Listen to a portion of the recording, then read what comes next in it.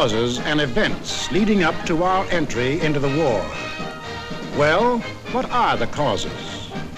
Why are we Americans on the march? Is it because of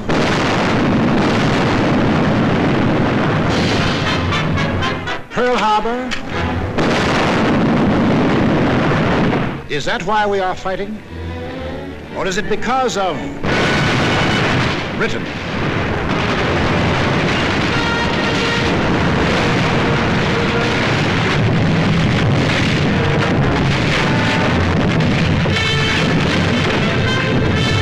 France.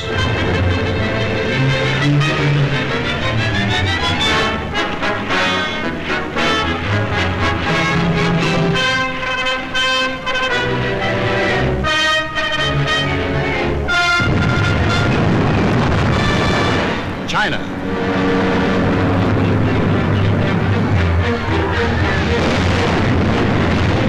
Czechoslovakia.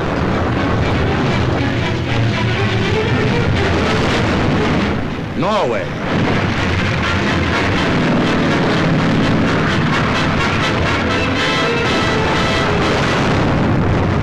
Poland.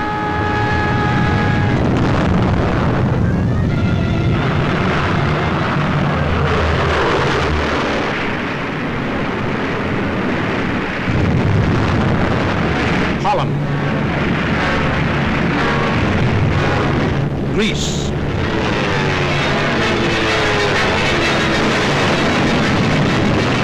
Belgium, Albania, Yugoslavia, or Russia.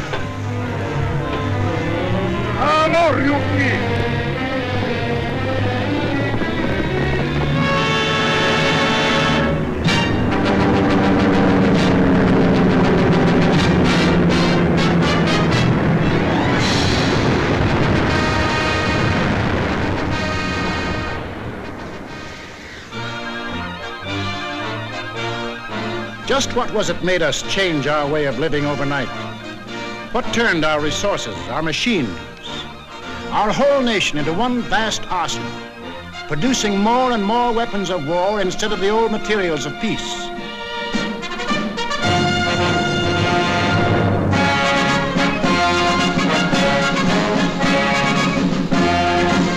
What put us into uniform, ready to engage the enemy on every continent and every ocean?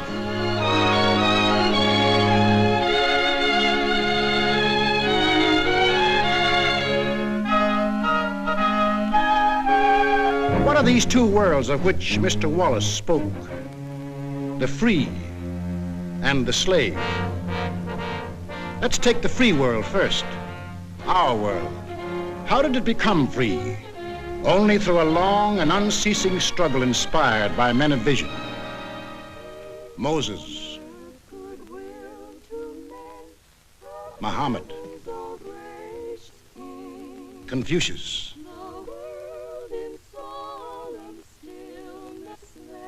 Christ. All believed that in the sight of God, all men were created equal. And from that there developed a spirit among men and nations, which is best expressed in our own Declaration of Freedom. We hold these truths to be self-evident, that all men are created equal. It is the cornerstone upon which our nation was built, and the ideal of all the great liberators. Washington, Jefferson, Garibaldi, Lafayette, Kosciuszko, Bolivar, Lincoln. Lighthouses lighting up a dark and foggy world. That government of the people, by the people, for the people, shall not perish from the earth. Fighting, living, dying. For what? For freedom, that for which men have fought since time began, to be free.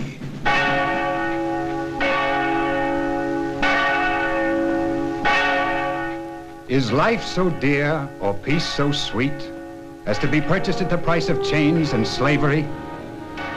Forbid it, Almighty God. I know not what course others may take, but as for me, Give me liberty, or give me death. But what of this other world? Here, men insisted that progress lay in killing freedom. Here, they were putting out the lighthouses, one by one. Here, the march of history was reversing itself. In Italy, it began when an ambitious rabble-rouser set his followers marching on Rome. The country, like every other country after the last war, was torn by political unrest, hard times, unemployment. Two courses were available to the Italian people. They could solve their problems in a free, democratic way, or they could let someone else do the solving for them. They made the tragic mistake of choosing the second course. They put their trust and faith in this one man. They believed he represented them. Actually, he planned to betray them for the selfish interests of himself and the group back of him, just as he had earlier betrayed those who first supported him. In Germany, another and even more forceful demagogue set his followers marching from the Munich beer halls. He too had the sinister opportunity to take advantage of post-war chaos.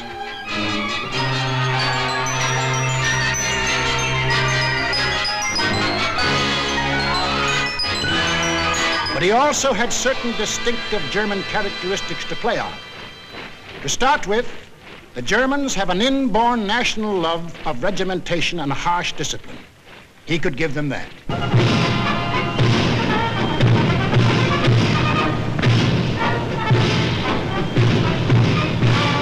The German army, and through them the people, had never acknowledged German defeat in the last war and were anxious for revenge.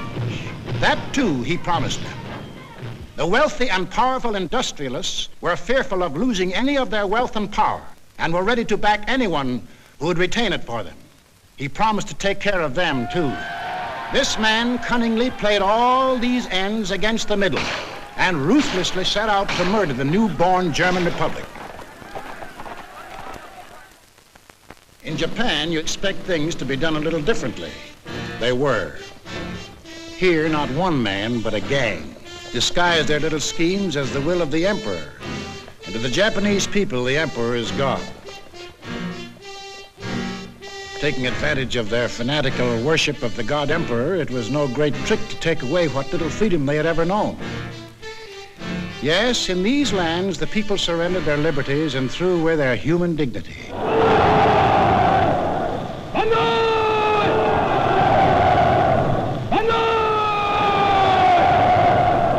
They gave up their rights as individual human beings.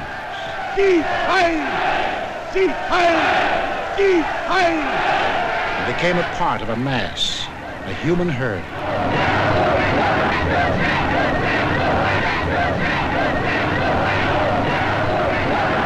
Although these countries were far apart and different in custom and in language, the same poison made them much alike. Each got a new uniform. In Italy, the new bosses wore black shirts. In Germany, the shirts were brown. In Japan, they hid behind the uniform of the army. But really, they belonged to a sinister, secret society. Their symbol was a black dragon. The other fellows had to have a symbol too. Germany, a swastika. In Italy, the old Roman symbol of the fascists. In Germany, they called the new order National Socialism, or Nazism. In Italy, they had a shorter word, fascism. In Japan, they had lots of names for it. The new era of enlightenment, the new order in Asia, the co-prosperity sphere. But no matter how you slice it, it was just plain old-fashioned militaristic imperialism. The Japs would get the prosperity, and the others would get the coal. They say trouble always comes in threes. Take a good close look at this trio. Remember these faces. Remember them well. If you ever meet them, don't hesitate. Der eine wahrhaftige Weltanschauungspartei sein. Und zweitens, sie wollten, Herr... Stop thinking and follow me, cried Hitler. I will make you masters of the world. And the people answered, Heil!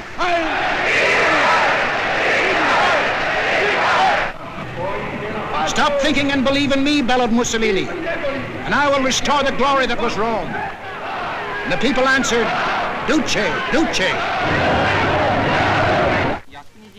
Stop thinking and follow your God Emperor, cried the Japanese warlords, and Japan will rule the world. And the people answered, Banzai, Banzai.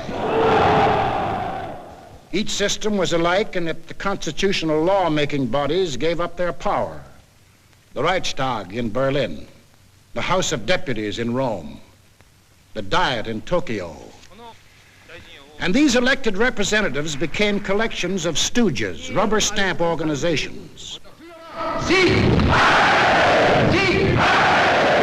Applauding on cue the words of the leaders.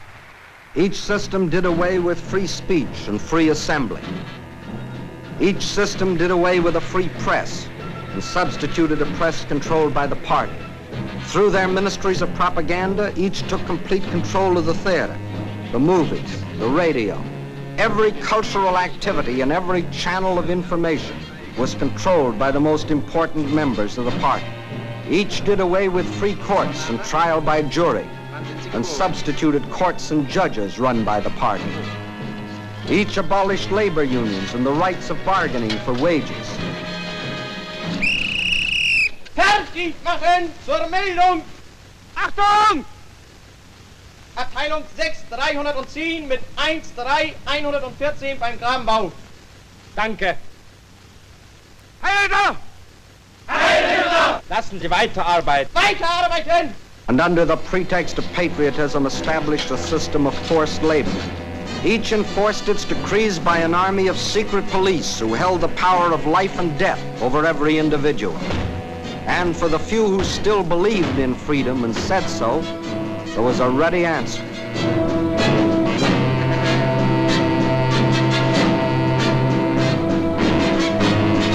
Con una mazza si può imporre silenzio ai più grandi intelletti del mondo.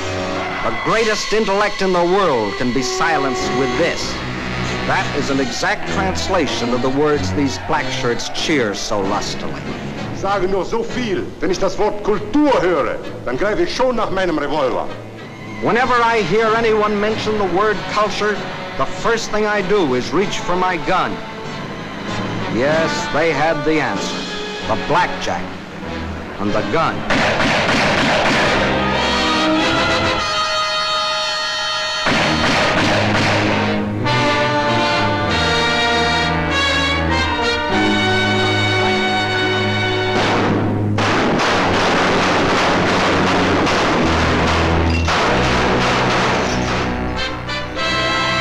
In Italy, they did it different.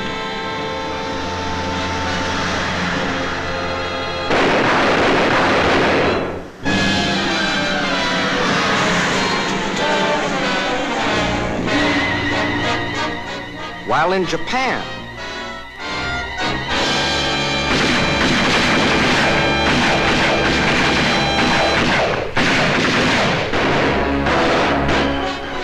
to their names can be added those of hundreds and thousands of others who stood in the way of the new order. Finally, there is only one obstacle left.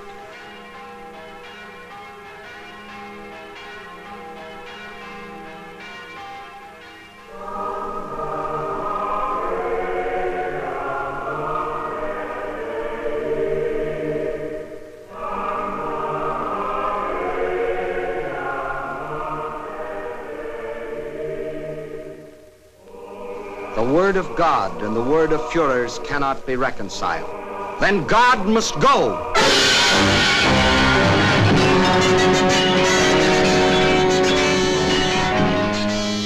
I am absolutely clear in my own mind, and I think I can speak for the Führer as well, that both the Catholic and Protestant churches must vanish from the life of our people.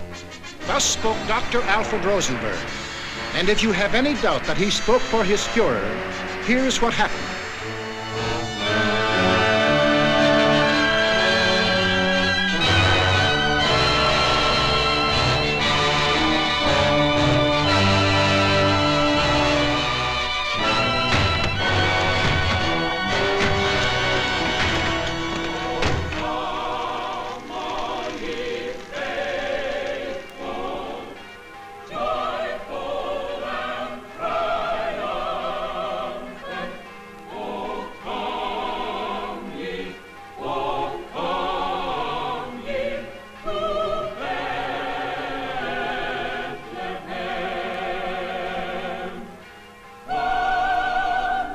thousands of other men of God, Protestant, Catholic, Jewish, were persecuted, arrested, confined in concentration camps.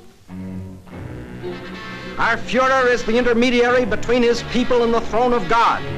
Everything the Führer utters is religion in the highest sense. It is only on one or two exceptional points that Christ and Hitler stand comparison. For Hitler is far too big a man to be compared with one so petty. Every day in all German classrooms, Adolf Hitler ist unser Retter, unser Held, der edelste Führer auf der ganzen Welt. Für Hitler leben wir und wir sterben gerne wir. Für den Führer bis zum Tod, denn er ist unser Gott. yes, take children from the faith of their fathers and teach them the state is the only church, and the head of the state is the voice of God.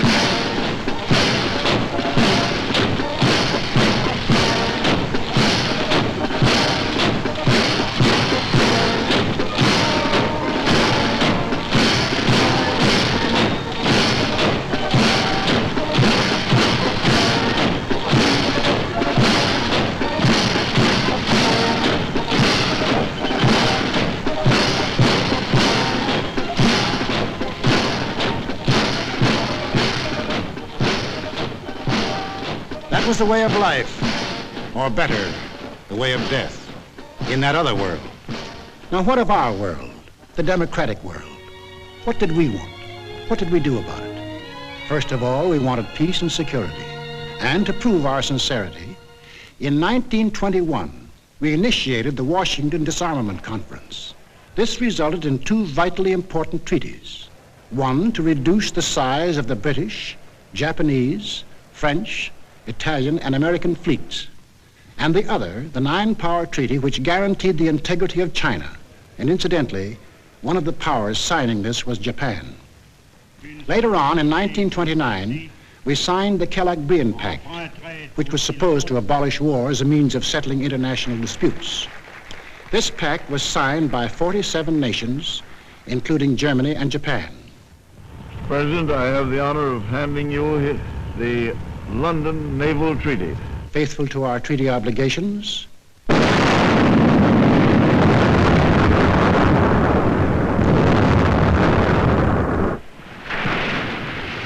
we scrapped more than 60% of our naval tonnage, and our army was reduced to a standing force of 136,000 men, smaller than that maintained by the little state of Romania.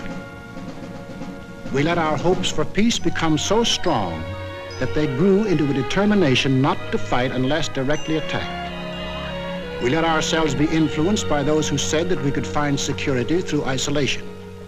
The confusion in our way of thinking is apparent in the slice of public opinion as it appeared in Pathé News in 1939.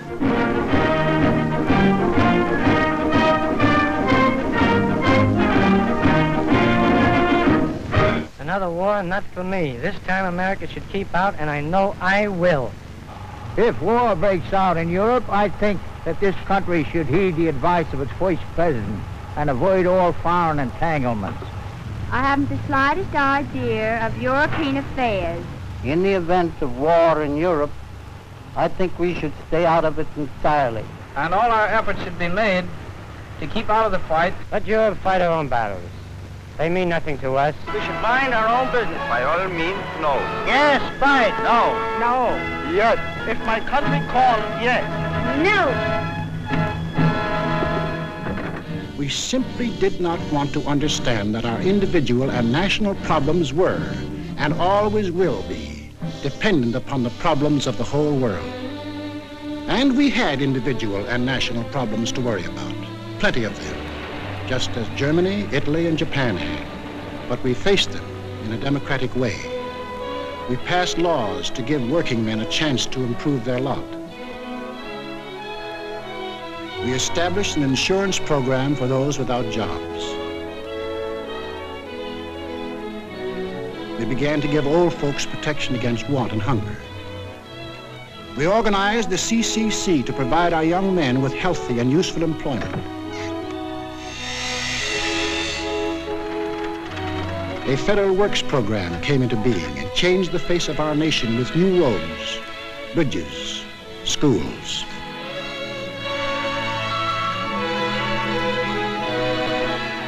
We built great new dams which brought the miracle of electricity to millions of our people.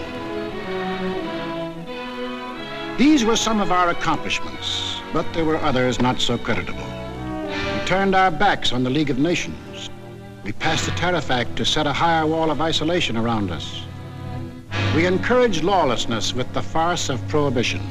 But in spite of these mistakes, we never had a thought of losing our free institutions.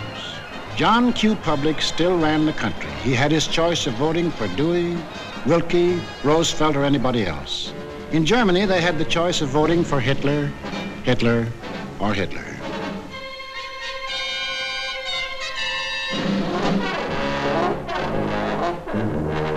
Over here, John Q. still read what he pleased.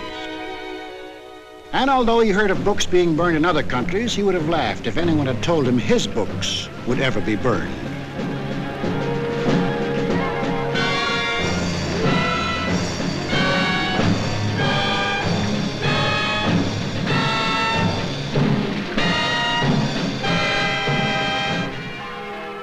And on Sunday, if he felt like it, John Q. went to any church he pleased.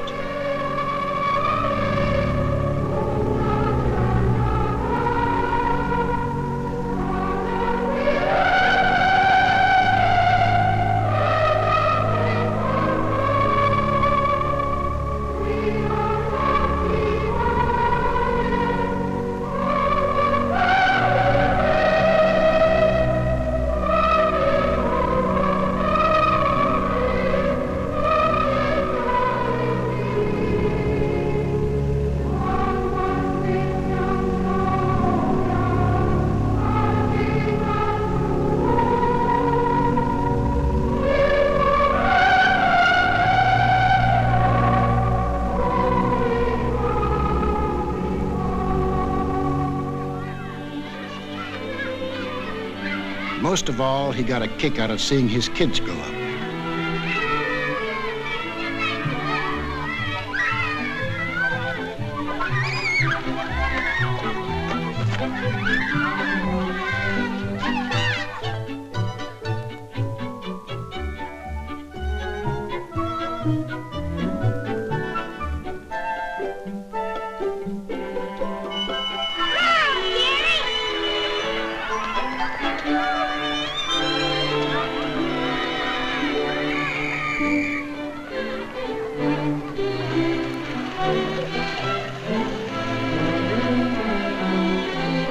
The average American was quite unconscious of the fact that some people had this in mind for the little John Q's.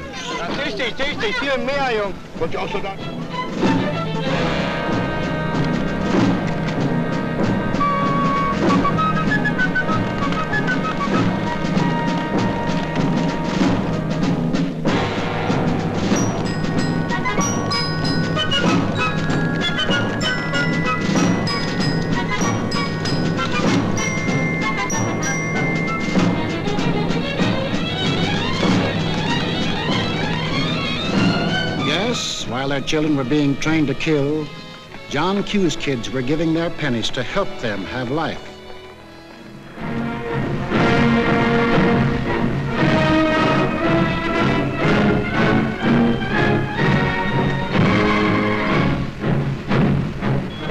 And when we saw these men in the newsreels, quite often we laughed.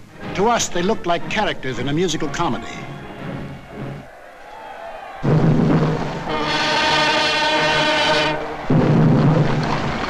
But they weren't comic. They weren't funny. They were deadly serious. They were out for world conquest. And what made it doubly serious was that there were 70 million Japanese, 45 million Italians, and 80 million Germans, all hopped up with the same idea. Deutsches Volk hilft dir selbst. Jeder soll helfen. Their leaders told them that they were supermen. Herrenvolk, the Nazis called it. The master race, destined to rule all other peoples on Earth. Take a good look at these humorless men. These were to be the rulers of the ruling race. Leben, auch ihr bürgerliches Dasein ist gesichert in diesem nationalsozialistischen Staat. Obey us blindly, and you will attain your rightful place in the world. All other people will be your slaves. That's what they promised them. That Americans, Chinese, Russian, South Americans, all free peoples would work for them and make them rich. And how they ate it up.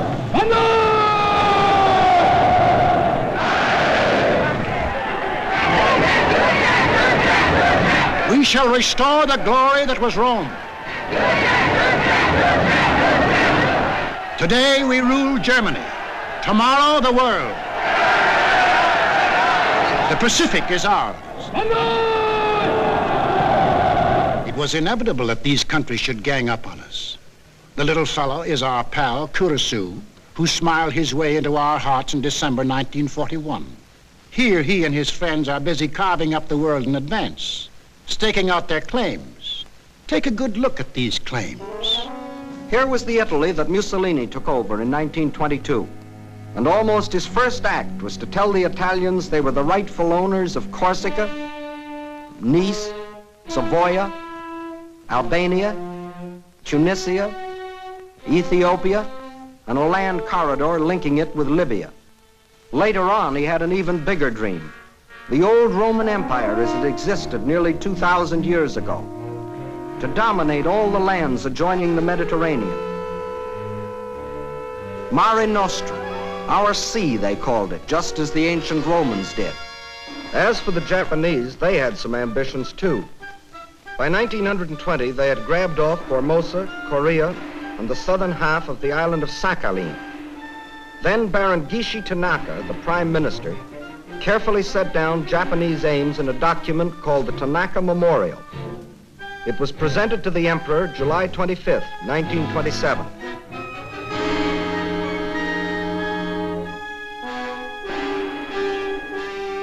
Here was their dream.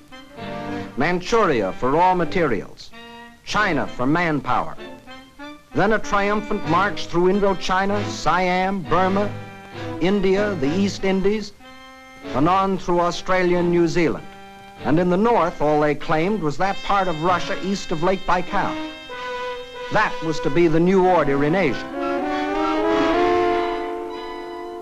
Then the Japs would move eastward to crush the United States and really start their co-prosperity sphere. Now take a look at the bite the Nazis reserved for themselves. Here's the Germany Hitler walked into, and here's what he wanted. First, Europe under his complete political or economic control, leaving Mussolini a share of the loot if he behaved himself. Then the drive to the east, through the rich oil lands of Iran and Iraq, into India. Another push south through Africa. Then from Dakar, jump off to meet the honorary Aryans who were to move in on South America through the Pacific. At the same time, start across from the Scandinavian countries to hook up with his buck-toothed pals coming over from Siberia to join in the conquest of the United States. There it is, gents. All they left us was Shangri-La. And they'd claim that, too, if they knew where it was. And did they think they had a chance? Listen.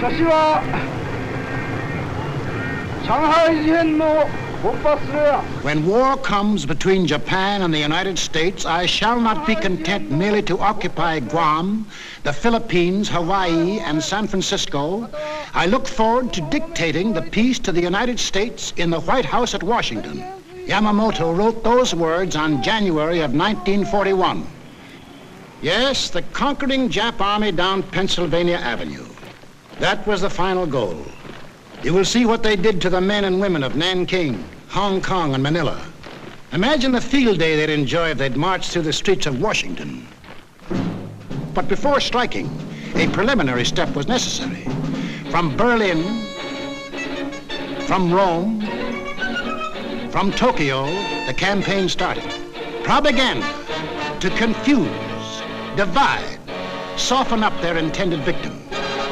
Put them on the defensive. Scream you're abused. Shout you're oppressed. The world's wrong. You're right. If you shriek it loud enough and often enough, they'll believe you.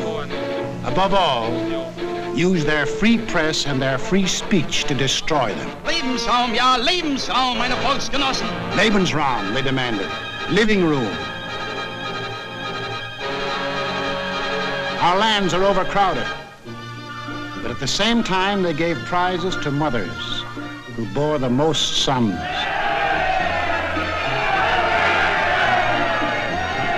They brought together large groups of young men and young girls for human breeding. Read what one of their leaders wrote.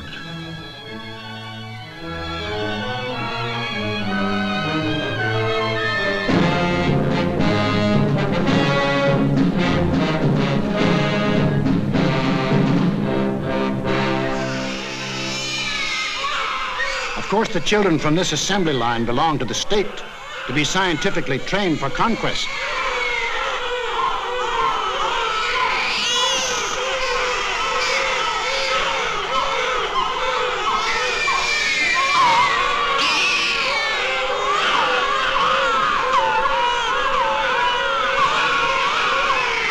Another howl was the lack of raw material.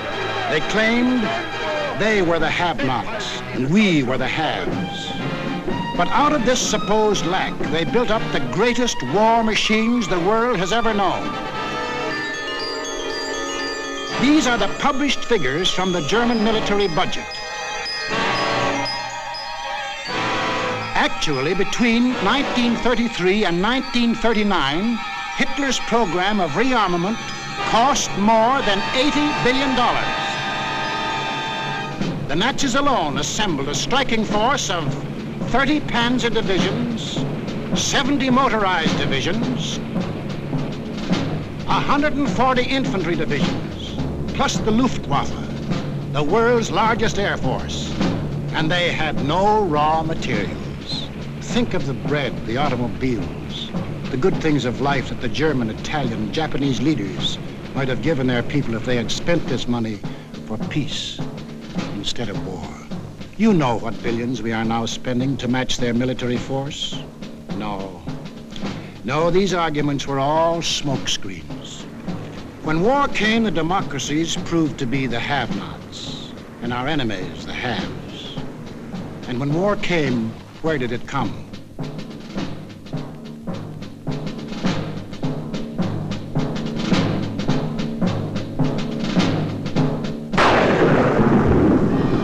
Remember that date, September 18th, 1931, a date we should remember as well as December 7, 1941.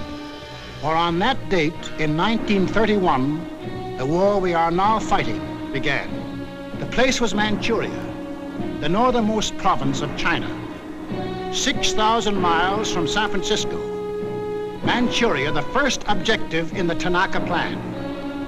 By September 18th, the Japanese, who by treaty patrolled the southern Manchurian Railway, had secretly and illegally increased their garrisons. On the Korean-Manchurian border, an entire Japanese army was assembled, conveniently equipped for a winter campaign. All they needed was an excuse. They made their own. At 10:30 that night, just after the Mukden Express had passed by, a section of track was dynamited, causing damage to one rail and two fish plates. Japan's honor had been violated. Within half an hour, the Japanese railroad garrison launched a coordinated attack on the barracks of the sleeping Chinese army at Mukden. The slaughter was appalling. By midnight, the conveniently placed Japanese army poured across the Korean border, and the first open act of aggression, the invasion of Manchuria, was on. In 4 days, they had occupied the whole of southern Manchuria, and shortly after, the whole country. Manchuria became Manchukuo, a puppet state with an obedient stooge on the throne, Henry Puyi, a weakling whom the Japanese had prepared for the job with 7 years of women and song. In Washington, Henry L. Stimson, then Secretary of State, now Secretary of War, sent out a blistering denunciation of the attack. The League of Nations sent a committee of 5, headed by Lord Lytton and including our own General Frank McCoy, to Manchuria to investigate. In October of 1932, the committee issued its report. We found that the Japanese occupation of this large part of China was not justified on the ground of self-defense, and that the new state which had been set up was a Japanese protectorate rather than a genuine case of Manchurian self-determination. Shortly after, the League condemned Japan as an aggressor nation. À son Excellence, Monsieur Matsuoka, délégué du Japon. I call on His Excellency, Monsieur Matsuoka, delegate of Japan.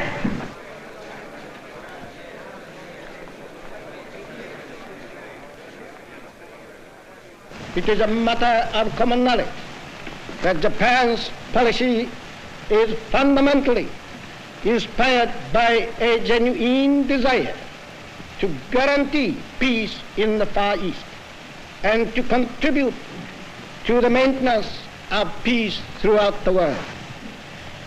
Japan, however, finds it impossible to accept the report adopted by the Assembly.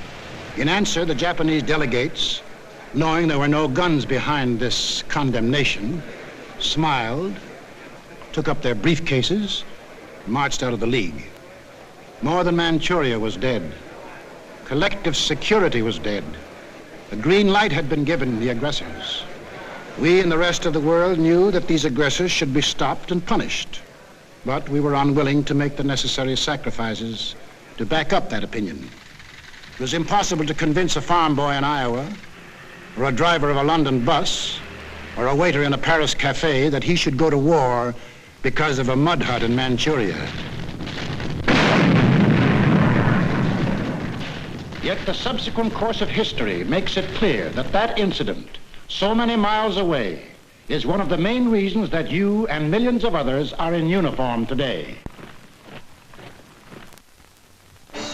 The Japs had Manchuria. Phase number 1 of the Tanaka Plan was completed. Phase number 2, the conquest of China. In 1932, without warning, the Japs attacked the Chinese city of Shanghai.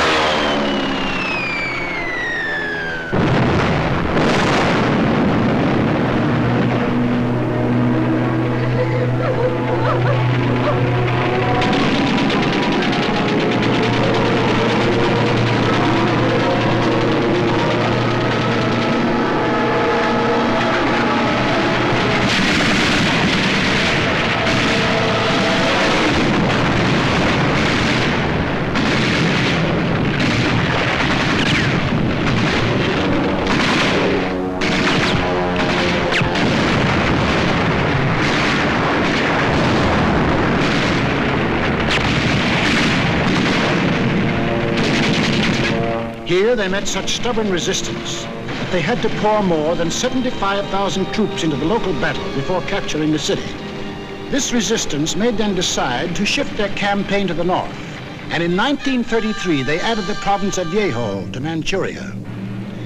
Yes, the Japs launched the second phase of the Tanaka Plan, but they had yet to finish it. A united nation stands against them. Under the inspired leadership of General Chiang Kai-shek, the Chinese people fought and still fight on. Meantime, what of Japan's partners? What helpless people were they planning to bomb, slaughter, drive into slavery? Hitler was not yet ready, but Mussolini was. Mussolini had to be. His people were growing restless. Fascism hadn't produced the heaven on earth that he had promised them. So he pulled the old trick of launching a foreign war to divert attention from troubles at home. So Mussolini beat his chest like Tarzan and looked around for a worthy foe. He found one, Ethiopia. A good country for the beginning of a glorious empire. Its army had no machine guns. Its army had no tanks. Its army did have an air force, exactly one old airplane.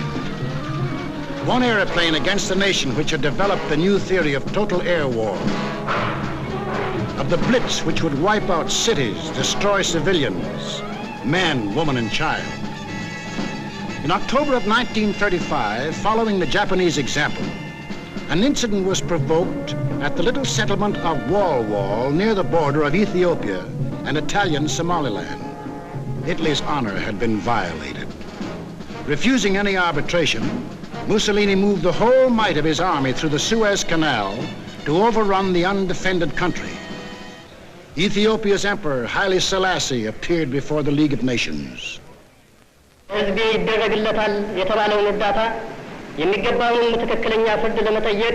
I must still fight on until my tardy allies appear, and if they never come, I say to you without bitterness, the West will perish.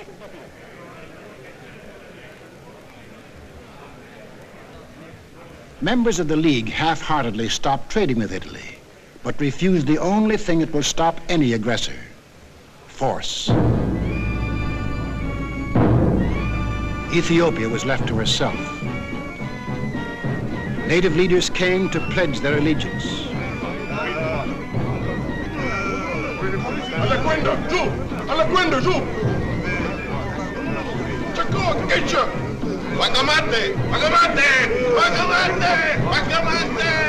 The people of Ethiopia, with their spears and bare hands, faced the guns and the tanks of the invaders, fighting desperately and gallantly to save their country from conquest.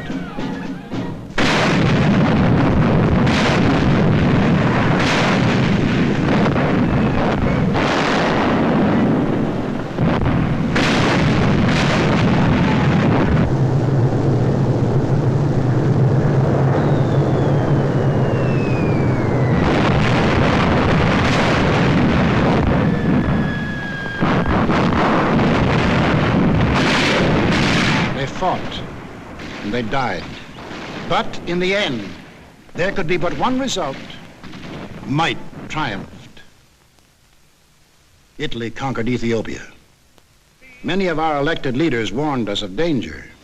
Without a declaration of war and without warning or justification of any kind, civilians, including vast numbers of women and children, are being ruthlessly murdered with bombs from the air.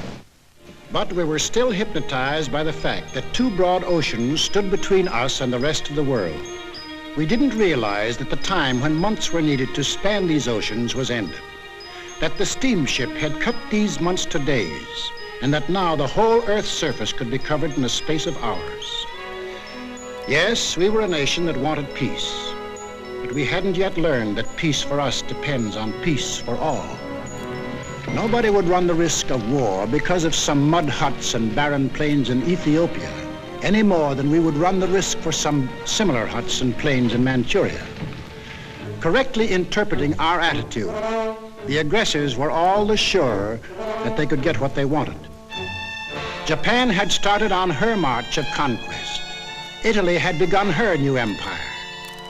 And now the third gangster. What about him? We'll take him up in our next film and show how he joined his partners and put in his bid. For this is what we are fighting. Freedom's oldest enemy, the passion of the few to rule the many. This isn't just a war. This is a common man's life and death struggle against those who would put him back into slavery. We lose it, and we lose everything. Our homes. The jobs we want to go back to, the books we read, the very food we eat, the hopes we have for our kids, the kids themselves. They won't be ours anymore. That's what's at stake. It's us or them. The chips are down. Two worlds stand against each other. One must die, one must live. 170 years of freedom decrees our answer.